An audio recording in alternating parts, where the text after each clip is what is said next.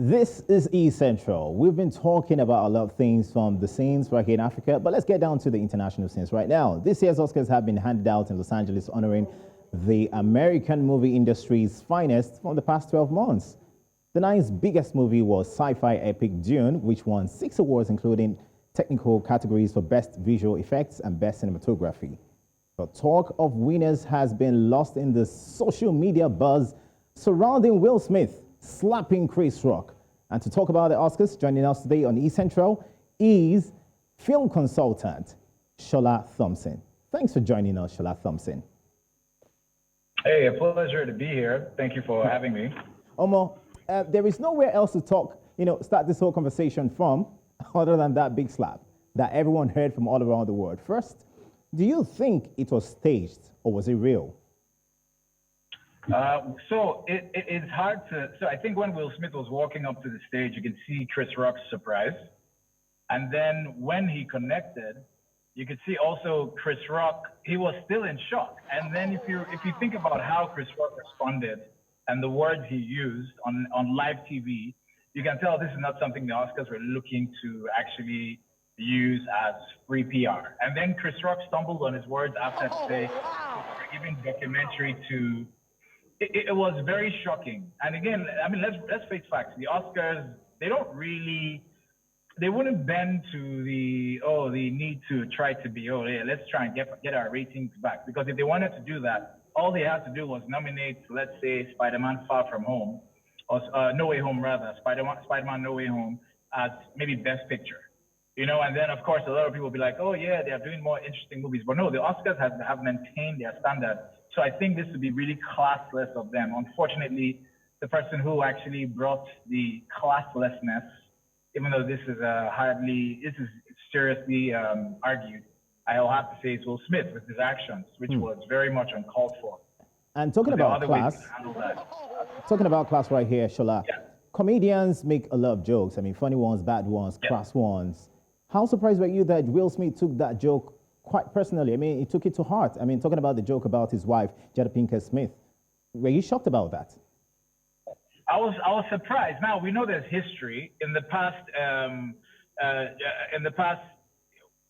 we had Chris Rock tease Jada Pinkett Smith to say, "Oh, Jada said she was going to boycott the Oscars." Well, how would you boycott the Oscars if you were not invited? I have a feeling this was the 2016 Oscars. I have a very strong feeling this didn't go down well with Will Smith. So he had already kept some, let's say beef, bad mind towards Chris Rock. So obviously that's one of the reasons why he reacted this way. Ricky Gervais basically dissed everybody at the Oscars. So this is the 2018 Oscars. I'm saying every single person. And he's been invited back to back, and nobody took anything to heart. I'm saying even the Leonardo DiCaprio jokes, even teasing like the legends like Martin Scorsese, even the boss Tim Cook, former boss of Apple. So it happens. So for Will Smith to act this way, I want to blame it on nerves, maybe because of the fact that he was he was very nervous about him winning, because I think he kind of knew he was going to win it, Best Actor. Because it's been a long time coming, so let's assume it's nerves. But then for him to go ahead and not play it off and let people think it's a joke, for him to add the something, keep my wife's name out your mouth, and he repeated it again with with very vulgar words. Yeah, that's taking it too far. And afterwards, too far. Now, we saw that the Oscars even tweeted that they do not condone violence. Now, do you think it was right for the Oscars to let Will Smith return to the stage to go pick up that award following what he just exhibited? That's a very good question, you see, because it's a very good question. So it baffles me also that, although, look, it's a good thing they did. They didn't want to ruin his experience, because imagine, let's say they didn't allow him go. That would have just tainted everything. But they had every right to. Maybe I doubt anybody would have blamed the Oscars if they said, sorry, sir, for this act of violence, we will not be able to allow you to go on stage. We don't condone this. But for them to have allowed it happen anyway, and maybe what they were hoping for was maybe Will Smith to apologize profusely. They probably told him that, like, look, you're going to go on stage, but we need to get you to apologize. But for the fact that he didn't apologize to Chris Rock, I don't think that was a good move. I think that was very out of place. Out of character. That wasn't good. All right, Shola. Moving away right now from the whole violence issue Will Smith chose to, play. You made a lot of predictions. I saw that, and it was quite amazing. I mean, you talked about who's going to walk away with the golden statue. First, best actor. Your vote was for Will Smith. But then, was it for Will Smith or was it for Benedict Cumberbatch? Which of them? Well, how did you end up stealing all that insight into the awards, knowing who was going to win, who wasn't going to win? Because you got a lot of that whole prediction quite on point.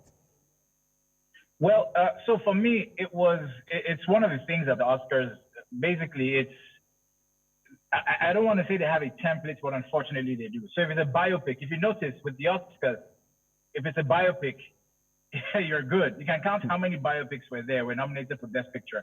That's one. And then two, also, if it's something that's ingenious, if it seems like it's a new concept that was executed well, or maybe highlights a problem in the society, maybe like in this case, Coda winning, highlighting the disabilities, for example, and the fact that you're actually putting people who, deaf actors, using them in a very innovative way, you realize obviously these guys will be put up. For any actress that does something with transformation would always get a nod. So one of the reasons Nicole Kidman, I feel, didn't get it was because her transformation wasn't very complementary to the person she was portraying. Power of Dog is a beautiful movie. So one of the things I love about the Oscars and these type of movies is they don't go too much on the nose when it comes to trying to, maybe get you to experience the movie. It's hardly about, okay, yeah, this movie, this is it. It's not outrightly obvious, all right? It's the type of movie that gets to linger, and then you realize there's so many layers. And then even after 3 hours, 4 hours, 5 hours after the movie, you realize, okay, this is what this person actually meant. So the art to it is always beautiful. Dune, there's nobody else that could have won for everything sound. From best sound to best score, it had to be Dune. Dune was the experience from where I watched it, because even till today, I have a very serious problem with people that watched it on their phones. Dune was amazing to experience. And then the cinematography, I don't know if they should have won best cinematography, but hey, come on. I mean, that was beautiful to watch too as well. But honestly, everything else, costume design, it had to be what's it called? Cruella, because I think I put in my review, I said the costumes in Cruella were basically characters by themselves. So there's no way they wouldn't have won.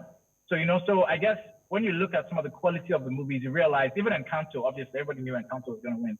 You realize it's not very hard to actually pinpoint and pick. As long as you love good movies, as long as you understand, and also, look, there's a template to it. I guess it's easy.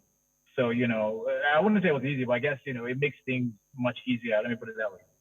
All right, Shola, you surely have a lot to say, and I'd like to say kudos to everyone who won big at the Oscars. I mean, Will Smith made record right there, being the first or the fifth black man to hit that one, and also the first in 16 years. Quite an amazing one.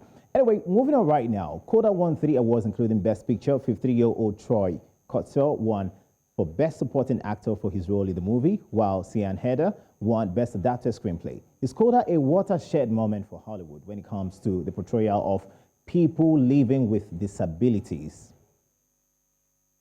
I guess you can say that. You can actually point that out because they won every award category they were nominated for. So they were spot on with it. Every 3 award categories they were nominated for, that's exactly what they won. Obviously, you could see why. And it's just in the way they explore just the world of, the people, disabled people, of course, for people that are deaf. They explore this. And not only do they do this, they also make it a very compelling story as well. So it was no surprise that Coda actually won this. I'm sure if they had nominated someone in Coda for Best Supporting Actress, that person probably would have taken it home as well. So you have to give it props. It's good to see. And then you realize with this, it just allows people to realize that the stories to tell, there's no need to recycle. There are a lot of angles, there are a lot of human interest stories that could be told that will be very compelling for anybody experiencing it. So, it's as you said, watershed moment, absolutely it is. And Shola Thompson, before I let you go, let's come back home right now. Yeah. Best International Feature was won by the movie from Japan entitled Drive My Car. Why do African films struggle to get even nominations for the Oscars? So let me, you do it also. Drive My Car was nominated for Best Picture as well.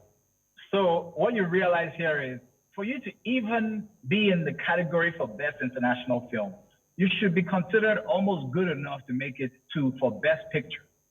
You know, so what you're competing with here is people who who have everything on lockdown, cinematography, editing, the technical side of things. It's no longer the conversation. Unfortunately, here we still have to have that conversation because you know, I feel like, you know, just people putting themselves to do the work. You realize people that should be doing a certain job want to do other jobs because they believe, yeah, it has more prestige. Like somebody who should be holding the camera wants to be the director. Somebody who should be focusing on making hair is or costume all of a sudden wants to be a director. We have many cases like that. So we don't have people who are trying to focus on their craft. They just want it in there. They're in it for the prestige and probably for the money as well. So it's going to take us a while because not only do we now have to deal with just the technical side of things, we also have to deal with the quality of our stories. We can't tell basic stories. And when we tell these type of stories, sometimes you have to go above and beyond and make it interesting enough for you to now take attraction away from the typical, from other for American stories, for example. So look at this one that won Best Film, the Korean movie that won Best Film 2 Oscars ago. You know, you realize that movie as well, what the message it had was deep. Now, what is crazy is we're in Nigeria, we have a lot to say. There's a deep message. There's a lot to say about corruption, a lot to say about just even religion to a certain extent. There's a lot to say, but we can't even touch those subjects because a lot of us are focusing on the money making or the movies that will make the money. Can't blame us for trying to make the money, but still, there's a lot to actually tell when it comes to African stories, but we always get focused on the wrong thing. So we have a long way to go, I hate to say. Hopefully we'll figure it out soon. Thank you so much, Shola Thompson. Thanks for joining us today and have yourself a beautiful day. And hey, thank you so much for being a part of the show. It's been East Central. We've been talking entertainment from all around the world, especially right here in Africa. Don't forget to join us on our social media platforms at News Central TV across all platforms. My name is JJ Raymond. I'll see you soon.